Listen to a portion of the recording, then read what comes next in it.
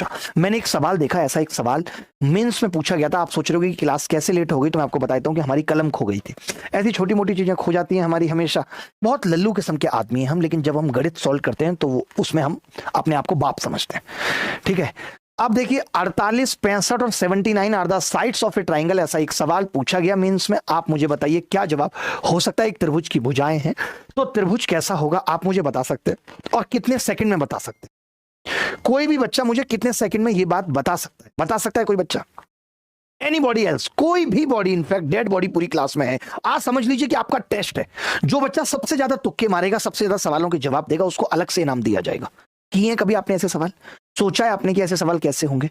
आप तो अभी ठीक तरीके से ट्रिपलेट पहचानना नहीं जानते। मैं देखता हूं कि कई सारे शिक्षक आके बोर्ड पे सिखाते हैं ये ट्रिपलेट याद कर लो, जबकि खाक ट्रिपलेट याद करने की जरूरत है। कितने ट्रिपलेट याद कर लोगे? ये करा है तुमने याद?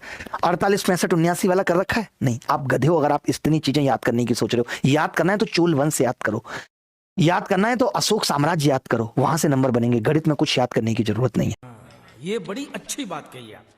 मैं आपको सिखाता हूं, जब भी कभी ऐसा सवाल आए तो हमें बताया जाता है कि बड़ी भुजा का स्क्वायर, ध्यान से सुनना, बड़ी भुजा का स्क्वायर दो छोटी भुजा के स्क्वायर के बराबर है तो राइट एंगल ट्रायंगल होगा, छोटा है तो एक्यूट एंगल ट्रायंगल होगा, बड़ा है तो ऑब्ट्यूज एंगल ट्रायंगल होगा। ये सब हम जानते हैं। ठीक है, तो मैंने बस इतनी सी बात कही कि अब लेकिन बड़ी भुजा का स्क्वायर निकालना, दो छोटी भुजा के स्क्वायर का सम निकालना, अपने आप में इतनी छोटी बात समझ ली तुमने? तुम गधे हो। कभी नहीं एसएससी आपसे ऐसा सवाल पूछेगा। उसको भी पता है कि आपको नहीं आता, वो इसीलिए पूछता है। मैंने बस क्या किया कि बड़ी भुजा के स्क्वायर में से मैंने कोई एक और छोटी भुजा का स्क्वायर घटा लिया, और अब मैं इसको 48 के स्क्वायर से कंपेयर करूंगा। मैं जो ये 65 का स्क्वायर था इसको इधर ले गया। कायदे में मुझे कंपैरिजन किस किस का करना था? मुझे करना था 79 का स्क्वायर, 48 का स्क्वायर प्लस 65 के स्क्वायर का कंपैरिजन मुझे करना था। तो मैं 65 के स्क्वायर को इधर ले गया। क्या पलाश भाई आप मुझे बता सकते हैं कि ए स्क्वायर माइनस बी स्क्वायर का फॉर्मूला लगाऊंगा तो 79 प्लस 65 कितना होगा? 144। और अगर घटाऊंगा तो कितना होगा? 9 और 5 14। और ये कितना है? 48 गुणा 48। तभी एक बच्चा बोला कि 48 से ये कितनी बार कटेगा? 3 बार, और 2 से ये 7 बार, और 2 से ये 24 बार। आपने देखा 7 या 21 और 24 का कंपैरिजन है, ये इससे छोटा है, इससे छोटा है, इससे छोटा है। अगर बड़ी भुजा का स्क्वायर बाकी की दो भुजा के स्क्वायर के सम से छोटा है तो ट्राइंगल होगा एक्यूट एंगल ट्राइंगल।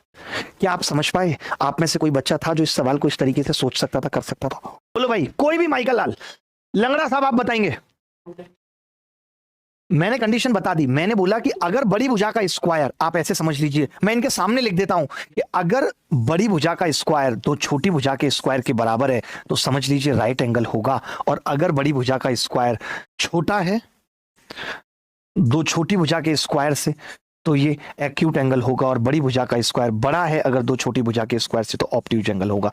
आज के बाद कभी ऐसा सवाल आ जाएगा तो गलती तो नहीं करोगे? आज के बाद कभी ऐसा सवाल आ जाएगा तो गलती तो नहीं करोगे? पक्का?